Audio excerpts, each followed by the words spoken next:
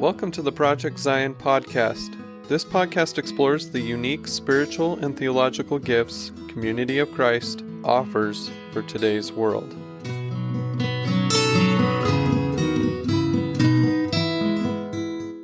Hello and welcome to Project Zion podcast. This is Robin Linkhart and Karin Peter here today to talk about the life and times of women in Community of Christ. So we're going to start with some introductions. So I'm the usual host of Cup of Joe. So if you are a longtime Project Zion podcast listener, you've heard me a little bit in the past, maybe too much. So we'll see as we go forward.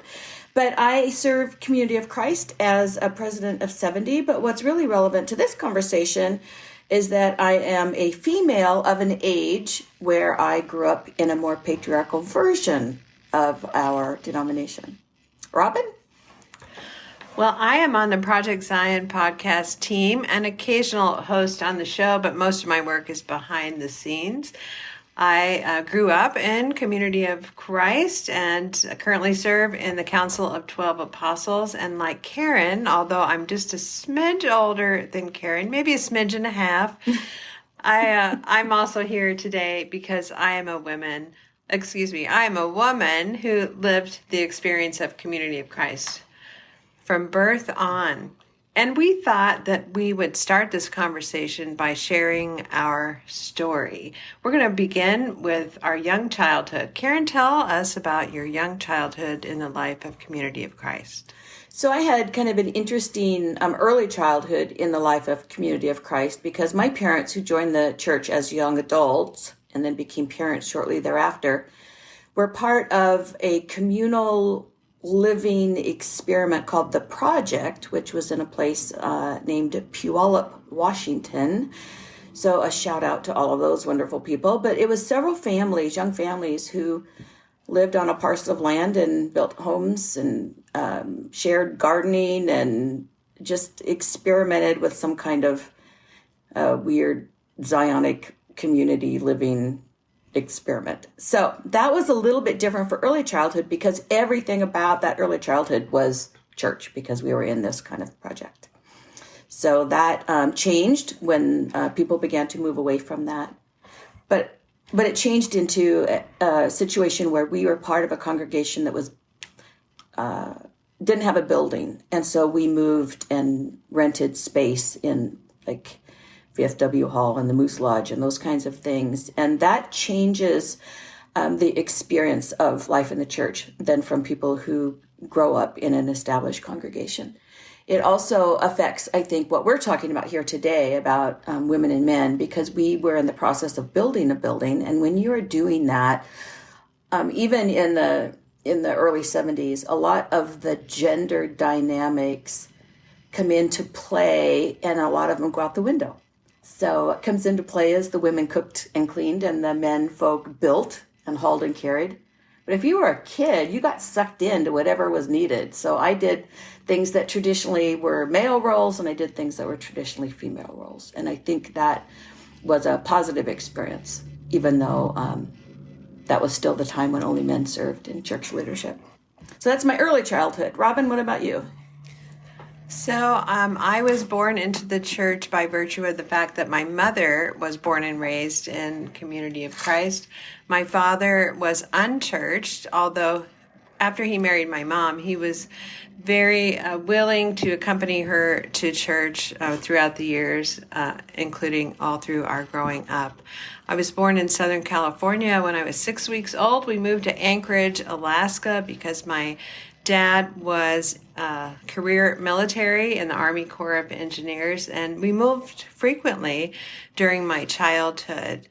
My earliest memories of church are, in a sense, kind of a glimpse into what I would imagine a Leave It to Beaver life in Community of Christ would have looked like. Very traditional roles for men and women. Sunday school, very traditional experience of church with Sunday school for all ages, worship all together, the sacrament celebrated, of course, communion on the first Sunday. And I got to experience different cultures and sizes of congregations because we moved so often. The congregation in Southern California, San Bernardino branch, where I was baptized, was a building that had been in the church for a long time, since the early days of the church, and it was, I would say, a robust congregation, weekly attendance, and later on lived in the panhandle of Sidney, Nebraska on Sioux Army Depot, where we drove about 12 miles into town and met in a farmer's home where they lined up the chairs in the living room, usually 12 to 15 chairs, and our family, 2 parents and 4 kids, were half of the congregation. Another time later in my early childhood, we lived in the Pennsylvania area, where we had a large congregation that had a full-time appointee, which is an employed minister of Community of Christ, serving as the pastor there. And that congregation probably had a couple hundred weekly attendance and a really dynamic, robust children and youth program. So experienced that. Like Karin, I saw women doing the cleaning and the cooking and the child tending. My mother was a musician, and so I saw her function as the piano player or organ player for our congregation. In small congregations, she might do that every week because she might be the only one that served in that capacity. My dad did not join the church until much later, and so he functioned even as a non-member and a non-priesthood holder in a very male role, and came alongside the other men assisting as was appropriate for him, which included serving on the building committee and even teaching a junior high class later on. So Karin, let's move on to like our later childhood. What did it look like for you? So I think when I was like around 12, 13 years old is when I really began to be cognizant of the reality that men served in priesthood leadership and women didn't. I mean, you knew that growing up as part of the air that you breathed. It was fine. But I didn't realize the inequity of that until I was about 12 or 13 years old.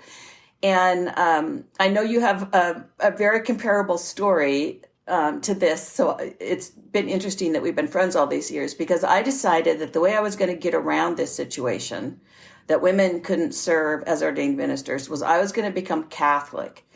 And that way I could be a nun, because in my mind that would be the equivalent for women at the time. And I planned that until I looked up in the Encyclopedia Britannica kind of what that entailed, and decided that was definitely not for me.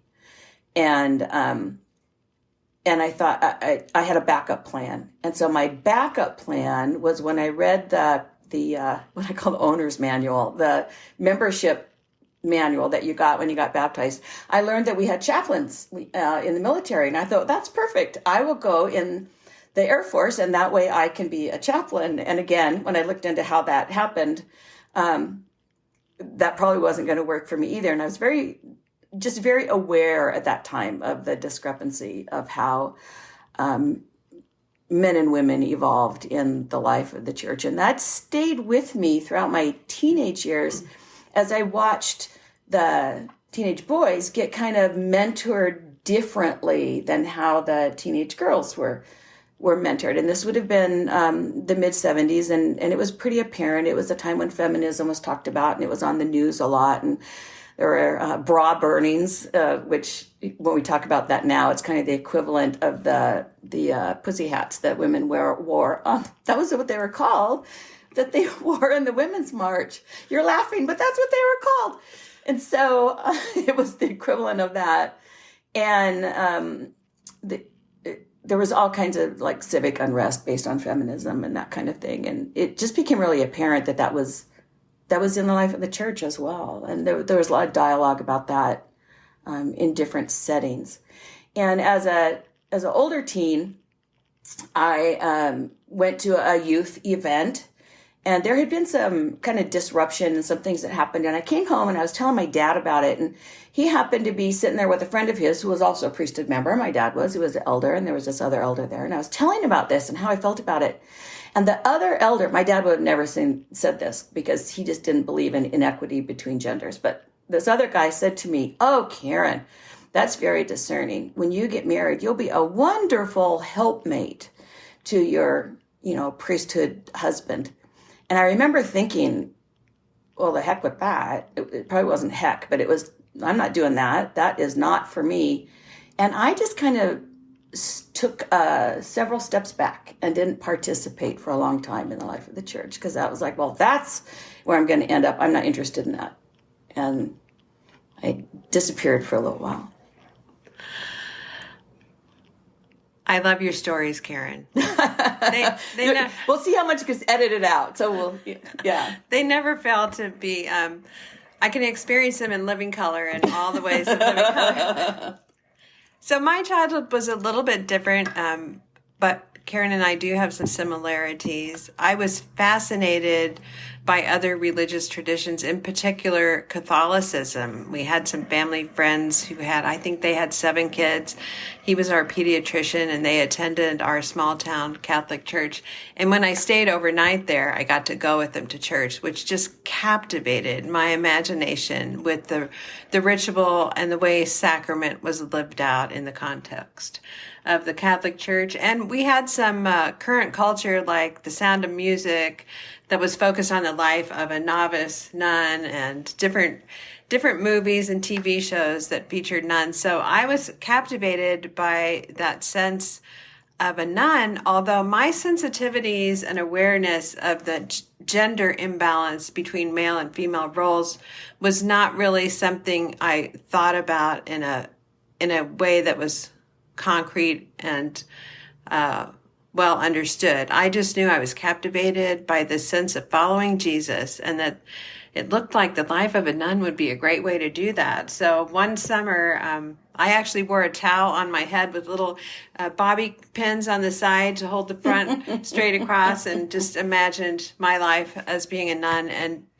somehow it didn't dawn on me that in the reality of Community of Christ, that would not be a possibility. The other thing that's different for me is that in 4th grade, my dad, career military, was deployed to Dominican Republic. And so we lived in a developing nation for 2.5 years, 4th grade through part of 6th grade, and actually totally out of the country during a lot of the social justice unrest around race and around women. So we see the civil rights movement and feminism really taking shape during that time. And so I missed that piece that would have naturally been in my life, even as a young child, that would raise my awareness and consciousness.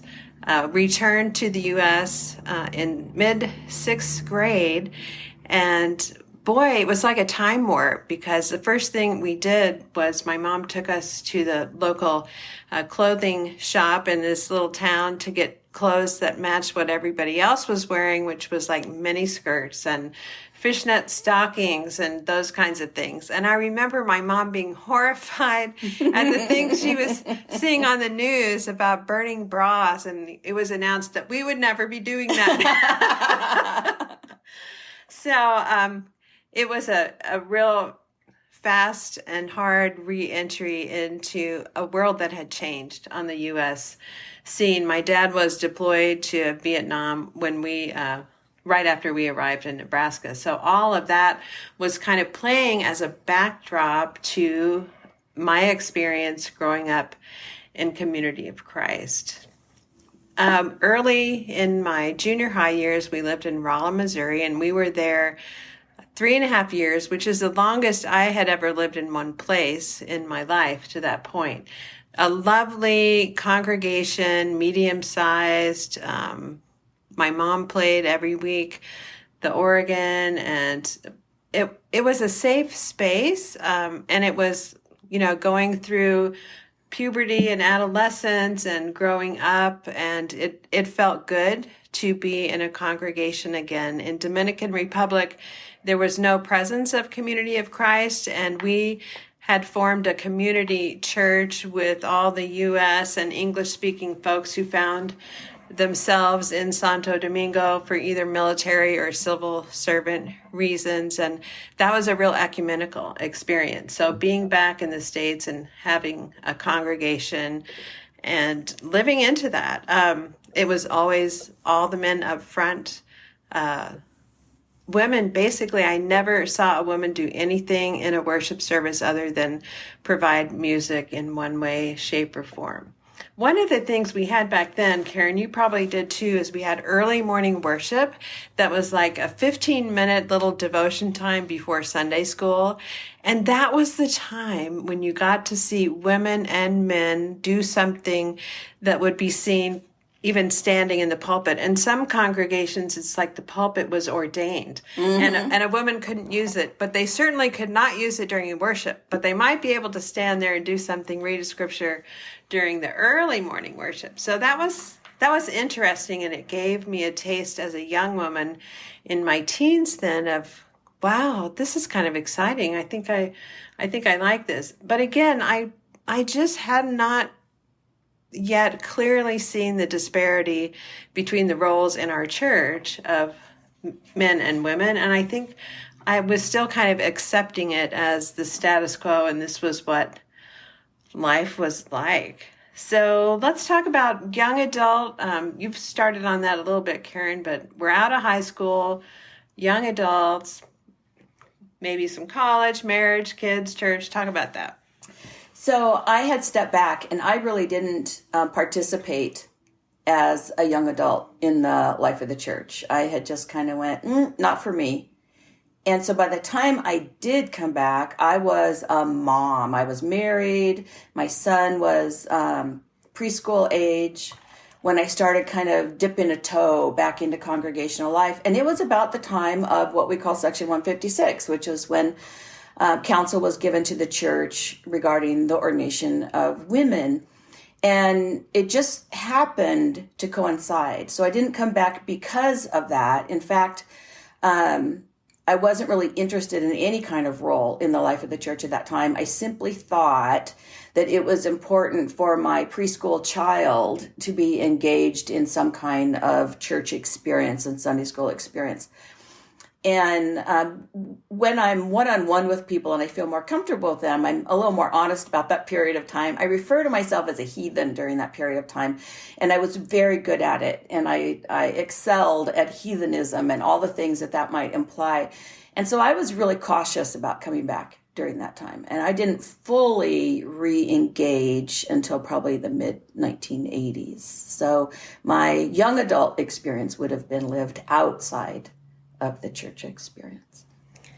So my dad was military, as I said, career military. And in the summer before my senior year of high school, at the age of 39, my dad retired from the Army and took a role at the city of Knoxville, Tennessee, as the assistant director of wastewater control for the city of Knoxville. And he moved out to Knoxville. The family went with him, and he rented a house trailer, with the plan that my mom was going to stay behind and sell our house, and she would join my dad, and I would stay behind and live with a family in Rolla and finish out my high school years, my last year in high school, and my three sisters would go with my mom once they sold the house. So that was an interesting time for our family, and an interesting time for me, because they did sell the house around Christmas time that year, and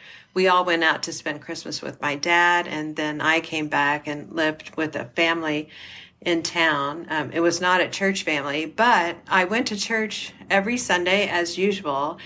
And that was a time in my life when I recognized this consistent presence of the church in my life all through our moving time, remained and was such a steadfast support for me in new ways, feeling alone in the town that I hadn't experienced quite that way before.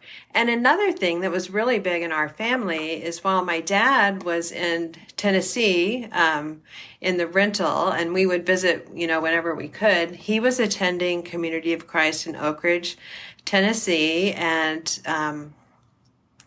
he was going through his own faith journey and experience of beginning to understand that he might want to join Community of Christ. So during that time, he was baptized and confirmed a member, which was a really big thing to me. I remember I kind of had the heart of a missionary even back then, Karin, because I really wanted my dad to join the church, and he was active and supportive in every way as far as fellowshipping. But I used to play hymns on our piano and sometimes sing, and I think, oh, if I just do this really carefully and maybe I'm prayerful about it, my dad might suddenly feel this Holy Spirit telling him that he should join the church. So it was thrilling to me that he did join the church during my senior year of high school. So I moved out to Tennessee right after I graduated from high school, walked out of the building, got in the car, and away we went. And I haven't seen almost anybody from my graduating class since that time. And I think it was about that time, as I was going to college and had my first job ever the summer before I went off to college, that I began to get what I would call the beginnings of my feminist awakening. I decided to go to what was then called Graceland College. It's now Graceland University. I was fully engaged in the church life, campus, church ministry, and joined whatever I could to be part of that. Sang in the Graceland choir, which often sang at the worship services. Was really active in student life, and the church was very present on campus. And that's when I began to realize that there were young men my age that held priesthood offices, and they functioned in those offices on campus and in the ministry programs there. And again, it was just like this slow awakening of feminism. Although I had been very conscious of social justice, especially in relation to race, it was a gentle, sometimes abrupt realizations of the disparities of the role of men and women in the life of the church. I met my husband there at Graceland. We eventually got married and settled in Longmont, Colorado. And we were active in our little congregation there. My husband had been ordained to the office of deacon right before we left Knoxville, the same day my dad was ordained to priest. And my desire to be part of the church and live out my discipleship in Community of Christ was really strong, and I had a deep sense of commitment to that. We had 3 kids in 15 months. Our daughter was born, and 15 months later I had twins, and we found ourselves in my husband's new career, which he was a career insurance agent and worked on commission only, was a journey of trying to make ends meet while he built his customer base. And it was hard. It was really hard. And I was home alone, a mom with 3 little kids, no car. The only time I went out of the house basically was to run to the grocery at 5 a.m. before my husband took our car to work, and on Sunday morning when we'd load the kids up and go. And by the time they were toddlers, I was like in a sea of wanting to participate in church, but overwhelmed with childcare. And I remember feeling really angry about that. So I have to tell you that I was to the point where I was broken over that, and talked to my husband and said, I can't go there anymore. If they can't even see us and do something to meet our needs, I can't do that. And we actually went a few blocks down the street to a Christian congregational church and started attending. They had a great program for kids. And we even went through the new member classes, and the pastor came to visit us. And this went on for several weeks, and we hadn't heard from anybody at the church, which further affirmed to me that they don't care about me.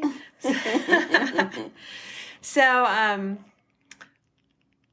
one of the elders in our congregation, good friends. Bob called me one Friday and asked if I would play my flute at church that coming Sunday. And I think that was Bob's way of checking in and trying to connect. And so I did, and I remember sitting in that service, and there was something about what was going on in that service that just spoke so deeply to me. And it was like, oh my gosh, our church is not perfect, but this is where God is calling me to live out my discipleship.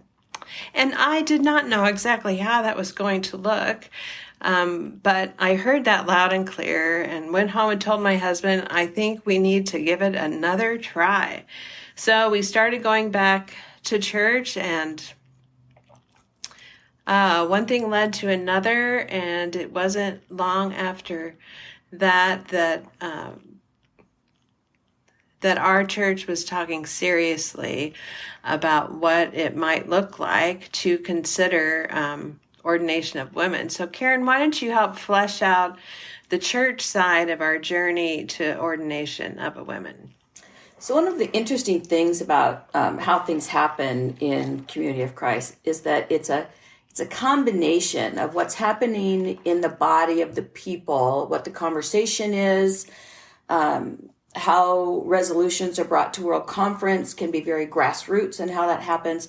But at the same time, just the way God works with this particular body of people is that the leadership of the church is discerning and considering and dialoguing about different topics. So with the ordination of women, this was a very controversial topic. It was talked about for ages, locally, in congregations, in jurisdictions around the church, and in the leadership of the church. And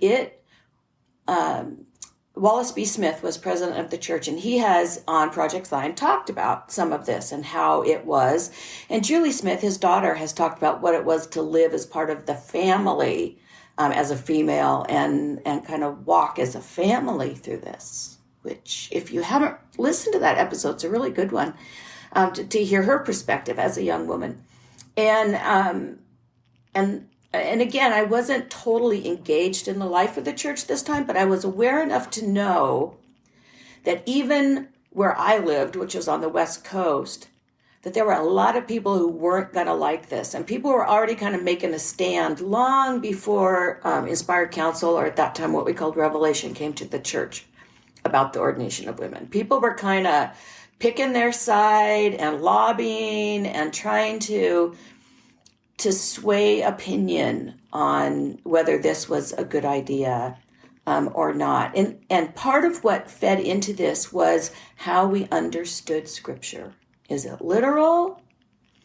Is it cultural? Is it contextual? What do we do with Scripture? What do we do with passages in the New Testament that say women should sit down and be quiet in church? How do we understand these? And for me, it was part of the process of becoming a more scripturally literate people, was this whole journey towards the ordination of women, which we're still on that journey. We're still engaging in what that means in the life of the church. But this is what kind of happened locally, as far away from independence as I lived, that people were picking their battles. And when Wallace B. Smith brought the council to the church about the ordination of women and priesthood responsibility and generosity and the temple and lots of wonderful things in Section 156, people honed in on that ordination of women as the topic, and it was divisive.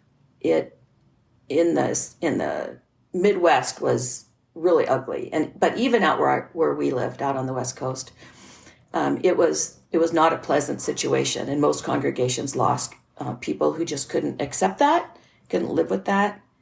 But the interesting thing, as disruptive as it was in the life of the church, and it was disruptive, it was almost a blink of an eye before it became normative for women to be ordained. I mean, there was a pause between the revelation and the procedure of ordaining women. But once it started to take place, generally it was just simply how it was. And you really didn't realize that hadn't been the practice all along. So by the time I came back, women had just been started to be ordained. In fact, my mother was called, which is probably one of the reasons I even was aware of all of this.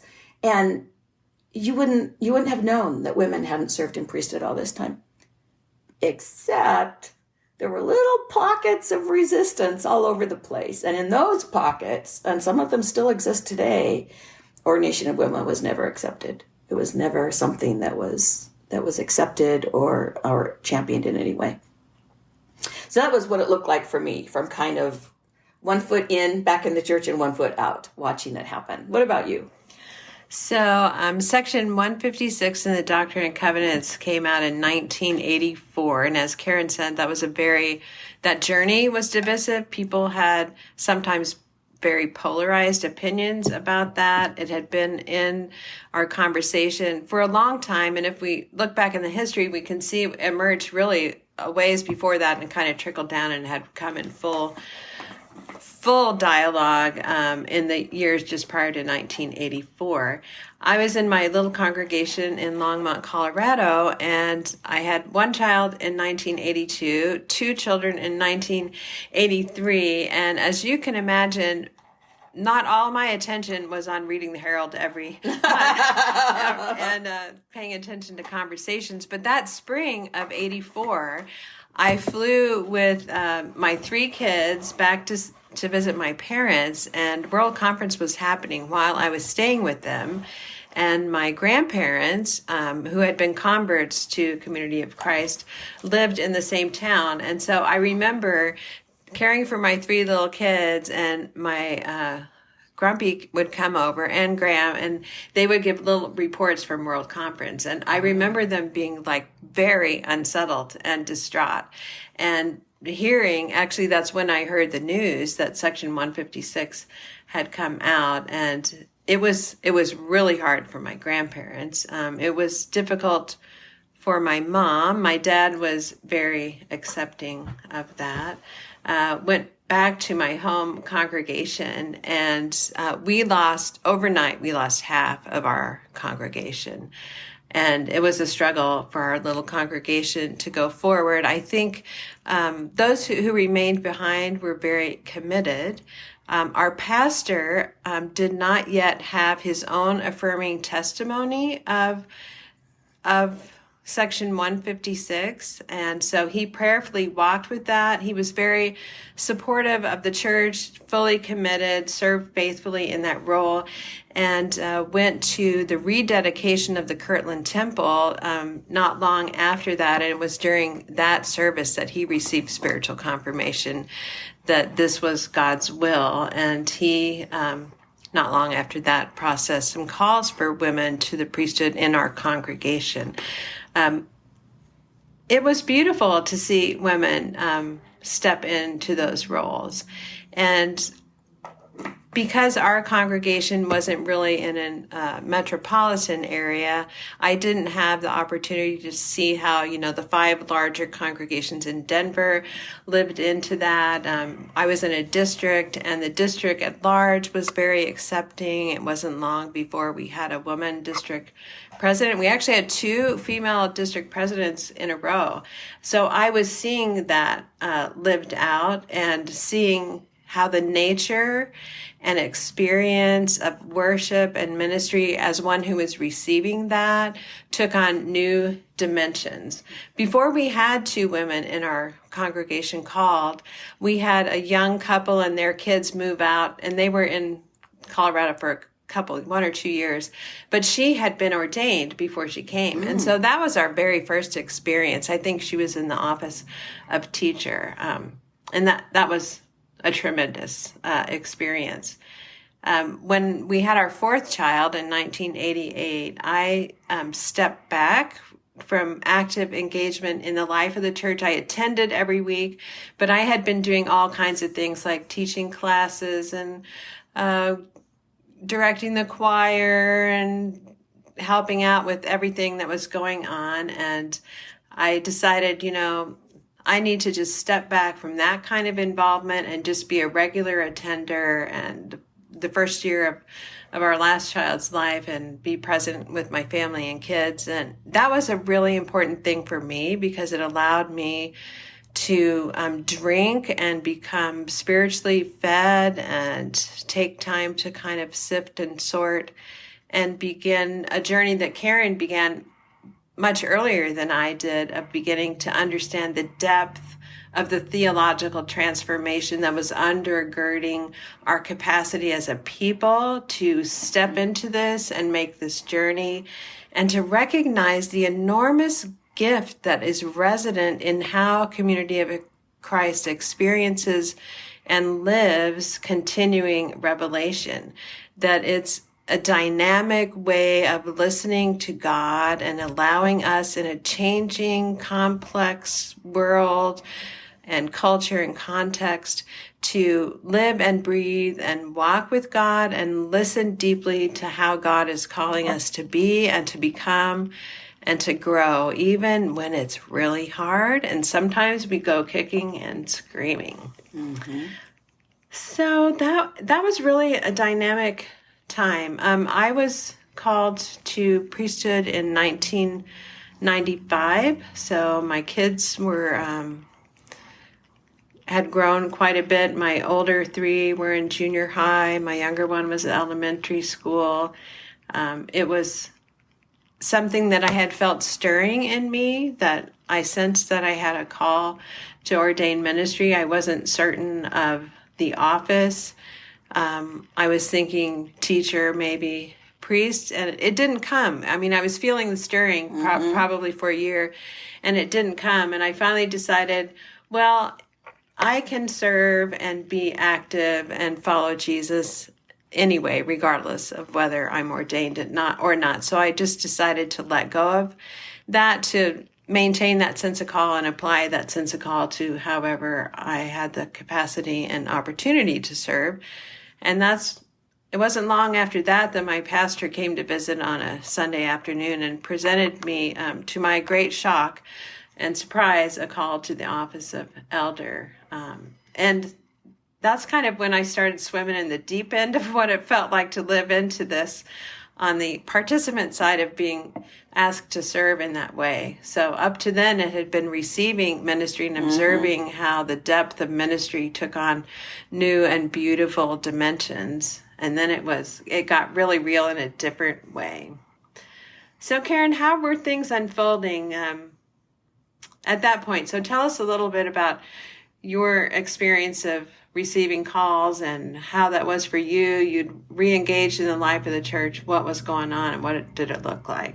I did re-engage. It would have been the late 1980s when I did so. Finally decided I'd put both feet back into church life and congregational life. And I was really lucky in a sense that the congregation I re-engaged in was the one I had grown up in, but it had really transformed. It was a large congregation then. By the time I re-engaged, it was very welcoming and very inclusive in a lot of ways. It had some really positive effects on me in the sense that even when I was a kid, I was invitational. You know, the way you were talking about your dad and you thought you could do these things. The way I expressed it was that I never went to anything of a church event without taking somebody with me. It was just the normal thing to do. You invited friends to go with you. And so when I re-engaged in the life of the church, I had that same kind of a way of living my discipleship was always about invitation and inviting other people to come with me, sometimes intentionally and sometimes unexpectedly. But I re-engaged about 1988 fully.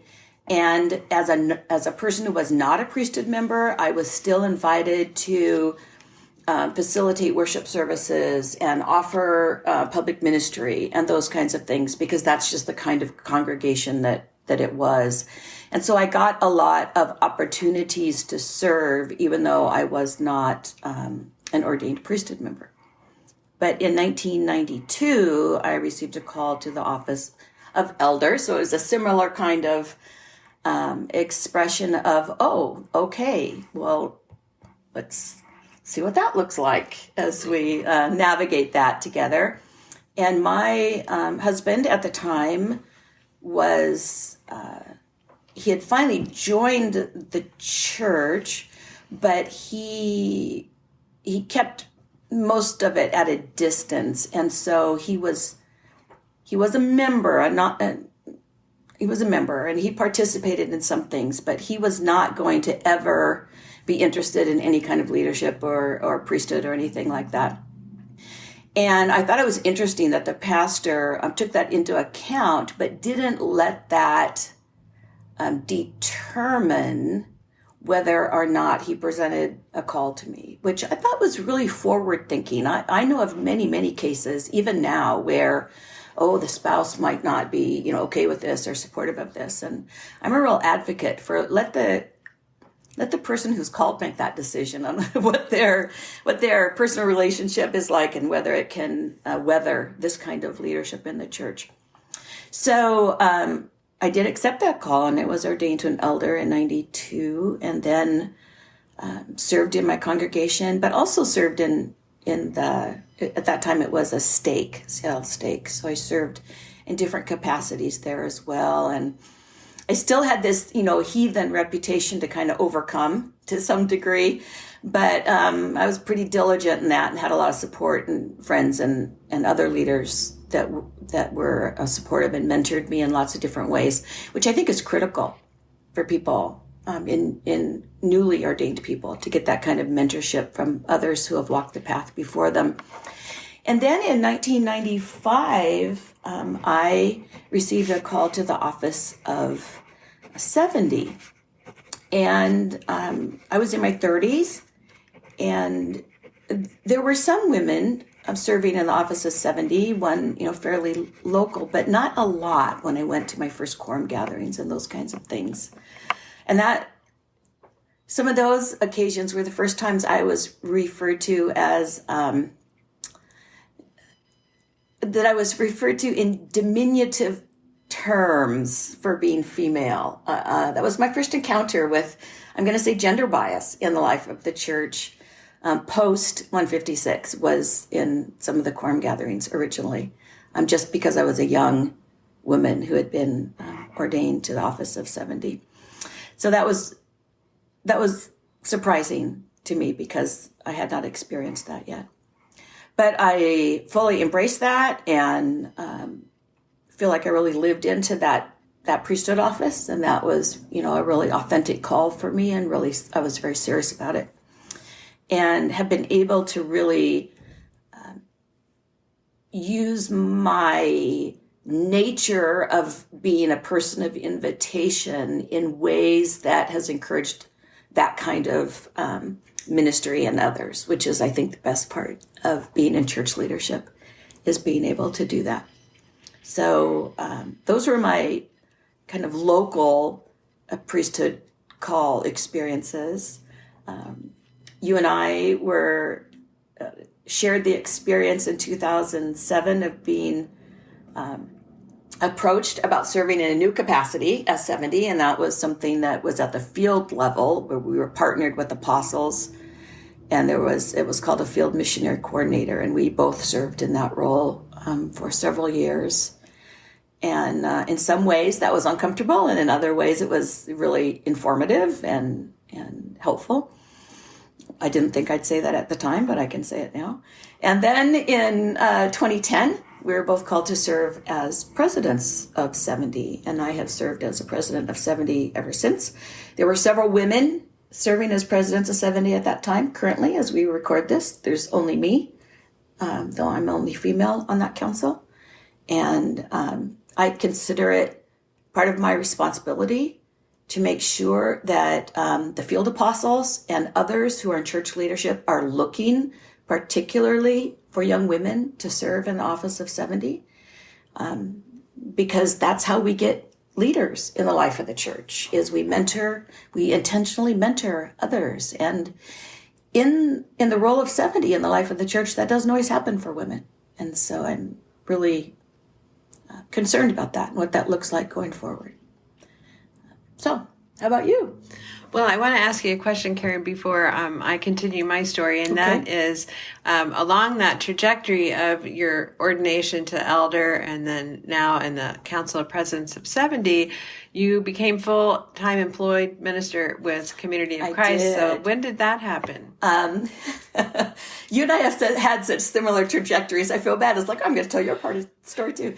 So you and I both actually started in employed ministry kind of late 1998, but I think our start date is January 1, 99. So we're in our 23rd year, which makes me feel very, very old and and experienced.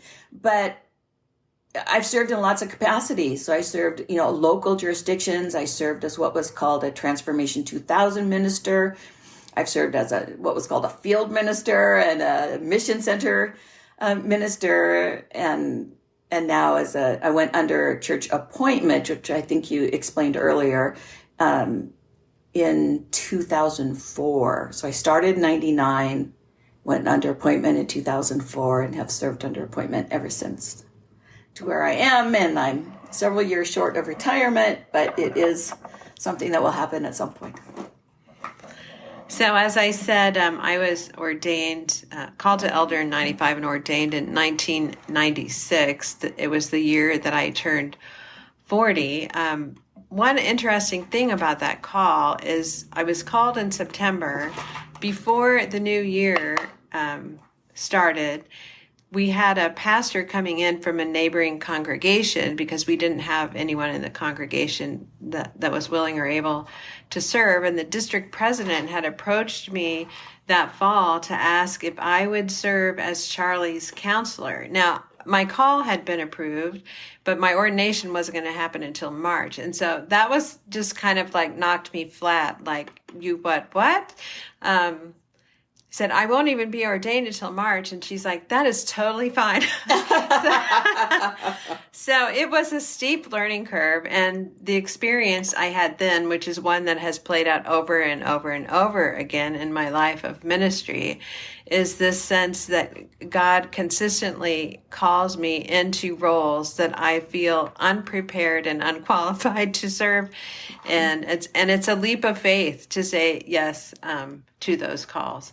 So I was already serving as the assistant pastor the day I was ordained in March. And then the following fall, I was elected pastor, and that started January 1 of the following year.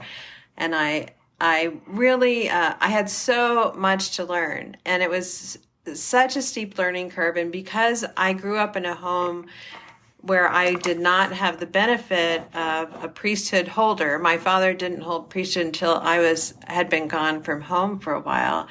I had this big gap in what people would assume I might know because I grew up in the life of the church as a lifelong member. And especially since we moved so much, it would have been my dad only that was like that model of what lived out priesthood looks like close up.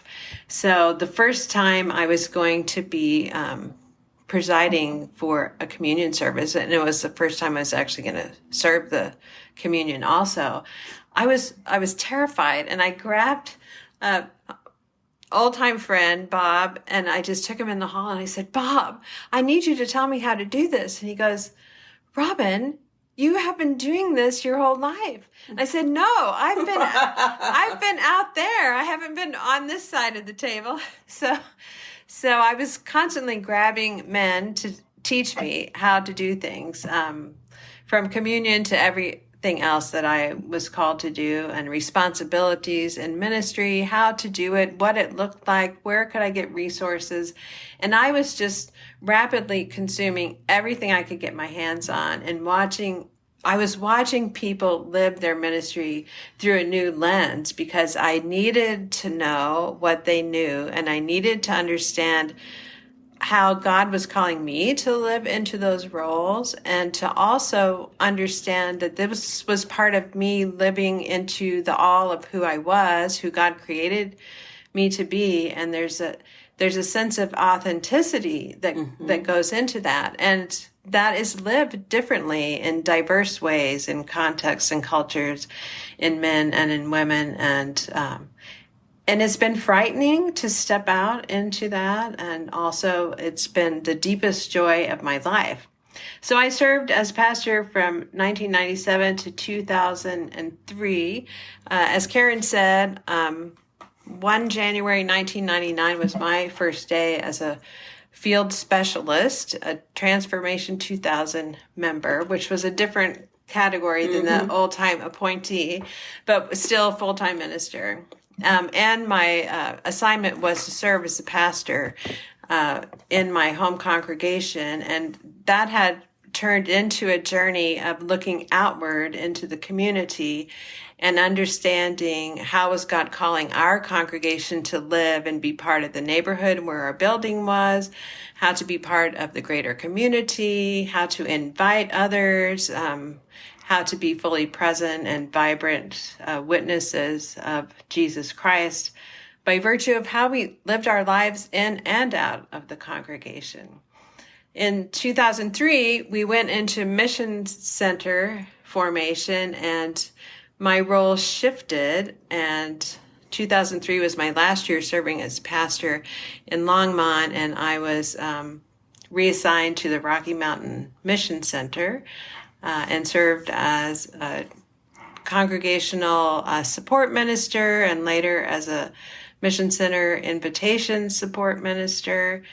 And then in 2007, as Karin said, I too was called to serve in the office of 70 and to serve as a field missionary coordinator alongside Apostle Dale Luffman.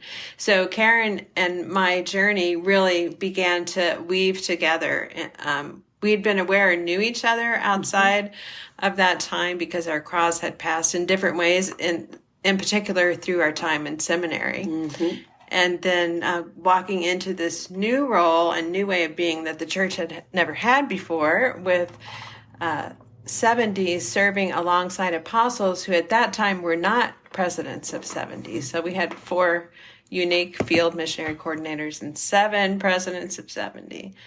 And then in 2010, with Karin being called to serve as a president of 70. And this was really exciting because in the Doctrine and Covenants that had been accepted that year, 163, I believe, had made provision for the number of presidents of 70 to be in response to the need and not bound by there would always be only 7 or at maximum 7. And that was the year we had 10 presidents of 70, each yoked in mission with an apostle in their geographic assignment area. And that began a new chapter of our journey, for sure. It really was, and it was so different because as a female president of 70, I was assigned to a female apostle, which was great. And you had a very different experience because you were assigned to a male apostle. Yeah, I was assigned to a male apostle, and not only that, he'd been my professor in seminary. Yeah. And he was awesome, but still. It was a little overwhelming. And another thing they did, Karin, that I forgot about until just now, is we were partnered with another team. So I was partnered, Dale and I were partnered with Mary Jack Steins and Chris Judd, who was the president of 70. And so we had 3 females and 1 male in our partnership. Poor Dale. What did yours look like? Let's see. We were partnered with Carlos Mejia and Bob Kreiser. Wow. Yeah. So it was 2 and 2. Awesome. So, yeah, absolutely. Awesome. And then in 2016, I was called to serve in the Council of 12 Apostles, and continuing to be yoked in mission with my president of 70, who has been Karin all this time. So we stay entwined in our journey here. We are really entwined, aren't we? We are. I think one of the things, Karin, as we began to go into general officer roles and have a different view of the global church, is seeing how women in ministry and leadership has unfolded across the different nations of the church, and to have a front row seat, for example, to the journey of Catherine Mamboy from Zambia, who is now in the Council of 12, but I don't think she was even a Mission Center financial officer when we first met her, was she? No, she became a bishop and then became the financial officer after. I think we met her when she was a leader, but she wasn't a mission center officer. When we met her. My first World Conference was 1998, and that was the year that the first two women were called to serve in the Council of 12, Gail Mangel and Linda Booth.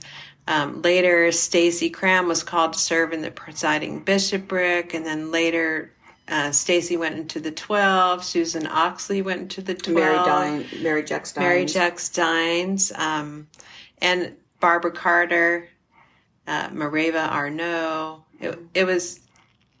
And Becky Savage went into the first presidency. Yeah, that's all been, when you think about it, in our journey, that's all been within this last part of our journey. And it's really interesting. That was my first conference as well. And so my entire experience has been one where women have been in World Church leadership. And then to watch also as the dialogue that goes on in the councils and quorums of the church and see how the dynamics of living into gender equity and the dynamics of male and female roles as we live that out contextually in our culture, which now includes cultures from all over the globe, and to see how people develop and grow. Watching... Because we were in the Council of Presidents of 70, we were part of International Leadership Council for a couple of years. And to watch this representation of leaders from around the church, I think there were like 70 people they would bring in to have very important conversations and dialogue with the First Presidency, not to listen to the First Presidency speak, but to receive questions and openings for dialogue into really important issues facing the life of the church, because the presidency wanted to hear what other cultures and leaders had to say around the world, and to watch that voice, both male and female, grow stronger and more confident about really saying the truth of what their experience was. Absolutely. And that was a really good experience for me, because as a person whose field assignment has always been in the United States, that colors my understanding of what it means to be a people of justice, what it means to be a people of peace, because I'm part of a preferenced culture and a wealthy culture. So it was a really good experience for me. It's also been really interesting. I joke sometimes when people say things, I'll say, oh, my feminist hackles are kind of standing up there. We're not perfect. I mean, we've been engaged in this journey for some time, and it's not just gender equality. It's equality for all people, to really live that out. And we're not perfect in it. We have pockets where we don't have gender equality. We have pockets where we don't have equality for people who identify in a sexuality that's not heterosexual. And so, we're still struggling. We still have remnants of colonialism and racist behavior in some of our elements of our community together. But when we find them, I think the interesting thing is that when we find them, we're getting really good about acknowledging it and then figuring out what to do about it. And I know a lot of times, I'll raise the subject that, women still aren't paid the same as men in big parts of this. And it's like, yeah, but as an American woman, I'm still, I've still been privileged in that. And so the church is really focusing on making sure across the board that compensation is fair and just and equal and those things. And I really take pride, I guess, in that we're willing to look where we're not doing as well as we should and go, got to work on that. So, not just as a people, but as individuals. Yeah, for sure. Yes, it's always an inward and outward journey. Which is like, rats, you mean I have to look at myself again? I know, too. What is it about me? I also think that, we've had decades to deal with this. When you talk about 1984, to me, that's yesterday. But in reality, it's not. It's a long time ago. And we've been able to live into this. And so, we talked earlier about what does that look like for people who are experiencing this in a much more rapid way than what we did, and learning how to walk with them out of our experience with this. Yeah, I think that's really important, Karin. As you were talking, it reminds me how much we learned from the journey to women's ordination that has informed us on how to walk with and pastorally support in sensitive ways the journey of change.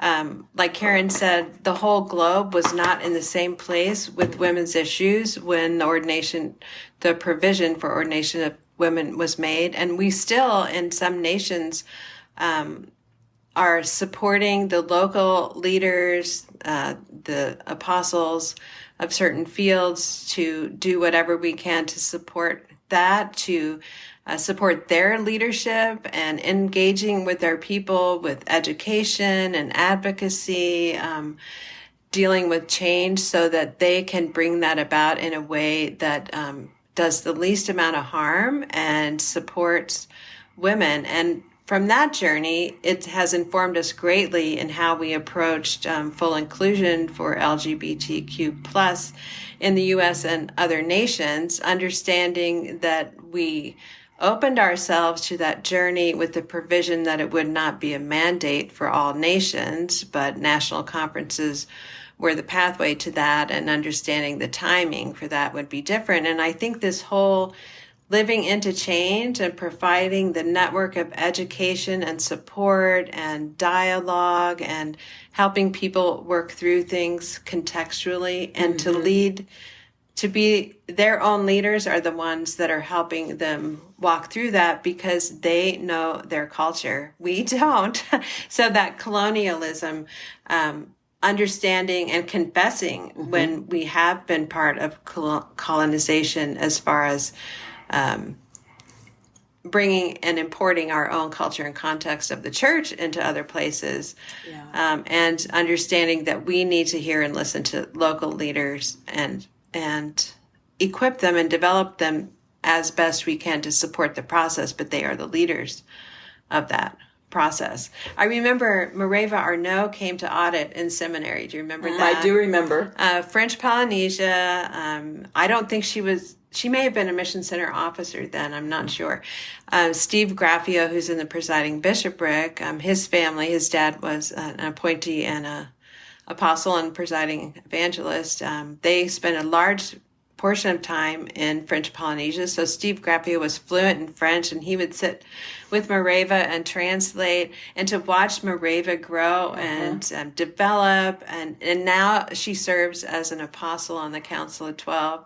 And to be with her in French Polynesia and watch her as she masterfully and full of grace leads and walks with the people that she is called to serve is amazing. Absolutely amazing. As Karin said, going through what we have and then having the opportunity to walk with women who are transitioning into Community of Christ and coming from other denominations who do not ordain women who are going through very similar journey that we and others like us went through in a collapsed time frame, and watching the struggle of that. What are some of the things you've witnessed, Karin, or that you understand about that process? Well, it's really interesting because we always compare to our own experience. And I know my own experience, because it was, decades in the making, that's, it's so different. But when I watch women going through it now, they encounter Community of Christ, they come from a more patriarchal tradition and yearn for that kind of liberation to be able to serve according to their giftedness. And so when they have the opportunities to do so, it's exciting, it's liberating, it's all the things that people, hope and yearn for, to be really recognized as a valuable, equal member and participant. But at the same time, it isn't enough to just go, oh, women can be ordained here in Community of Christ. I can serve here, and that's great. Even in doing that, because the time frame is so collapsed, women in ministry who come from a really highly patriarchal society still, I think, have to be aware that your roots run deep. So I think of it like a plant, a little flower plant. as you explore the opportunity to serve in ministry, it's like you watch women bloom in that.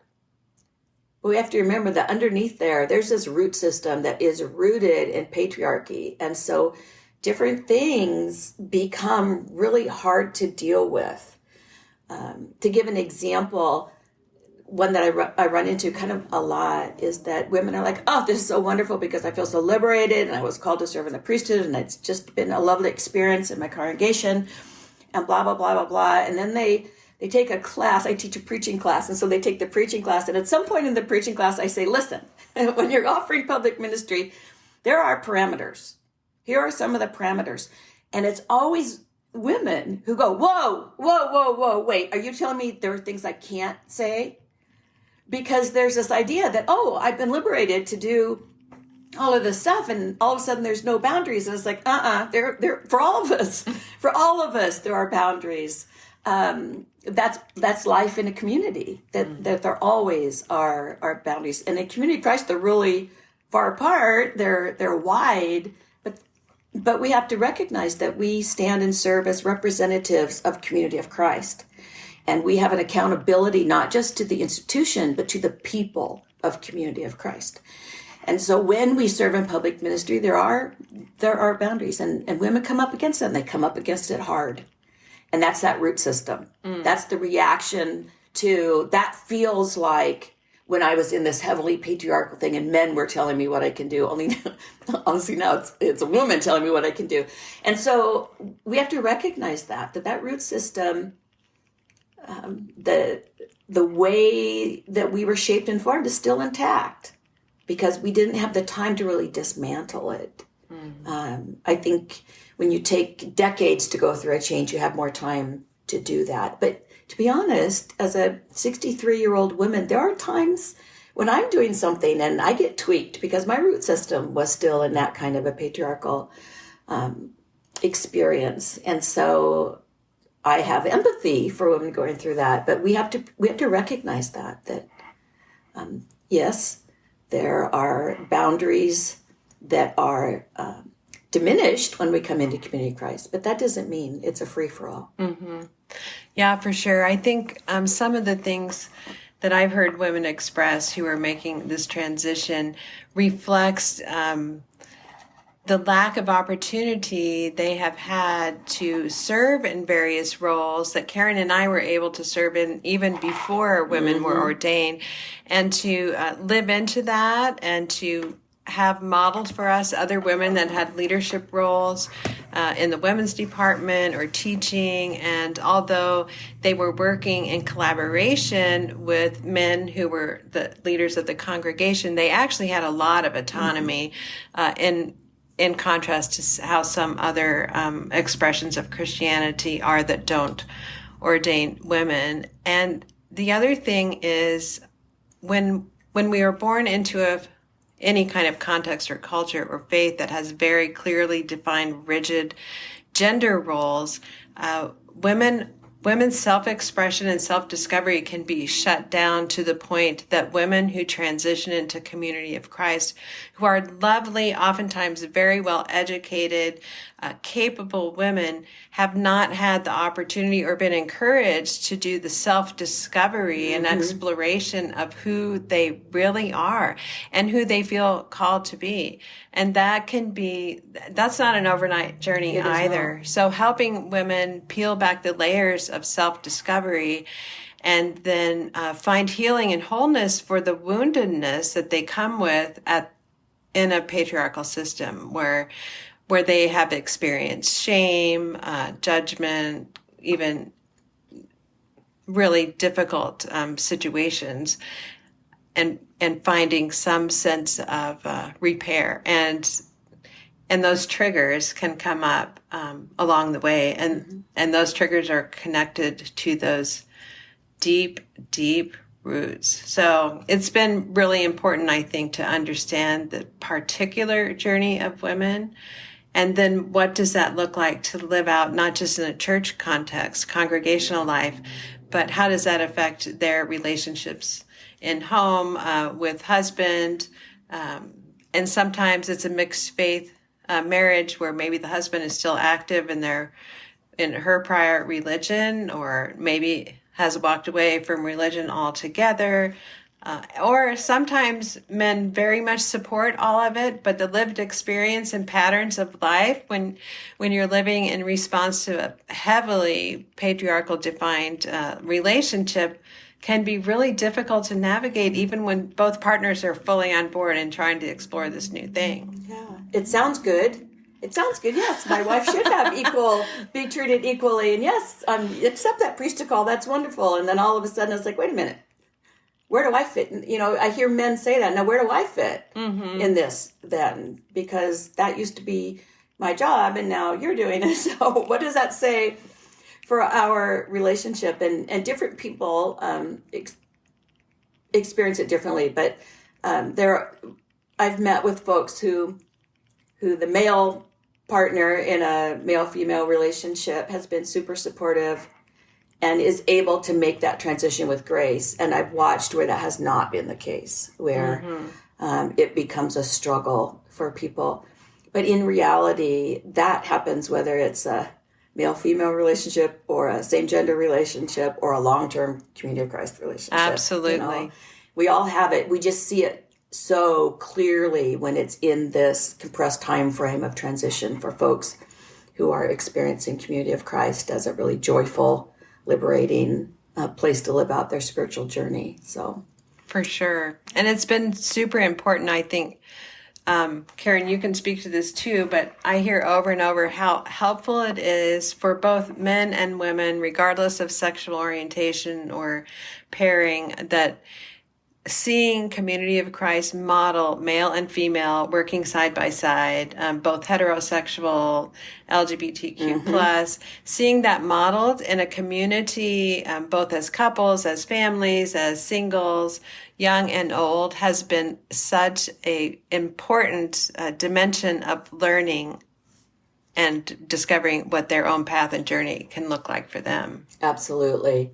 And that's a good reminder, I think, for Community of Christ congregations that have families coming out of a really patriarchal experience into their congregational life, is to remember that it's a good thing when the men folk go into the kitchen to wash the dishes after a shared meal. And it's a great thing when women are presiding and serving the sacrament, to be sure and model all the various ways in which we can reverse some gender stereotypes and some expressions of ministry that have been long held in with a certain viewpoint.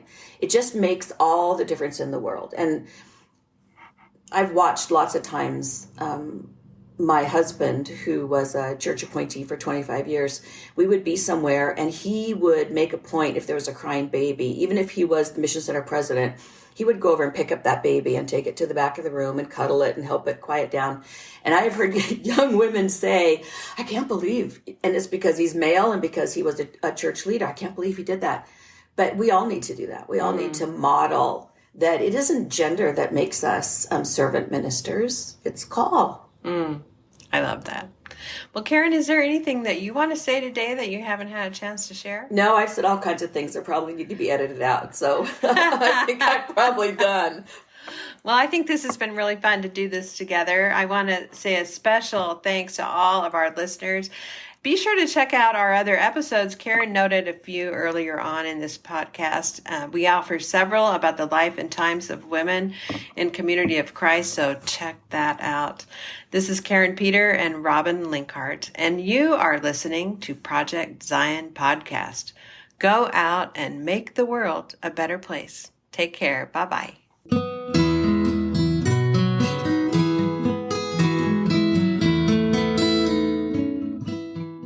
Thanks for listening to Project Zion Podcast. Subscribe to our podcast on Apple Podcast, Stitcher, or whatever podcast streaming service you use, and while you are there, give us a 5-star rating. Project Zion Podcast is sponsored by Latter-day Seeker Ministries of Community of Christ. The views and opinions expressed in this episode are of those speaking and do not necessarily reflect the official policy or position of Latter-day Seeker Ministries or Community of Christ. The music has been graciously provided by Dave Hines.